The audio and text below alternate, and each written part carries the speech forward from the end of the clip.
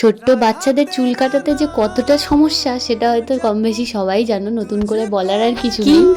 কিন্তু এই যে তোমাদের ছোট্ট রন দেখো, ওর কোনো ব্যাপারই না, এইসব কোনো কিছু ব্যাপারই না। চ্যাম্পের মুখে হাসিটা দেখেছো? ওর কিন্তু যতক্ষণ চুল কাটা হচ্ছিল ও কিন্তু একবারও কান্না করেনি। শুধু ওর সামনে থেকে একটু কেউ এন্টারটেন করলেই ব্যাস ও সেদিকেই ফোকাস থাকবে আর এদিক দিয়ে চুলটাও কাটে যাবে। ওর বাবা কিন্তু বাড়িতে মেশিন নিয়ে ট্রাই করছিল ওর চুলটা কাটার, কিন্তু দেখলাম যে হচ্ছে না, তার জন্য আবার আমরা সেলুনে নিয়ে এলাম। আর ওকে ব্যস্ত রাখার জন্য এই লাইটটা বাড়ি থেকেই নিয়ে আসা হয়েছে। আমি তো ওর চুল কাটাতে নিয়ে আসার আগে খুবই ভয় পাচ্ছিলাম।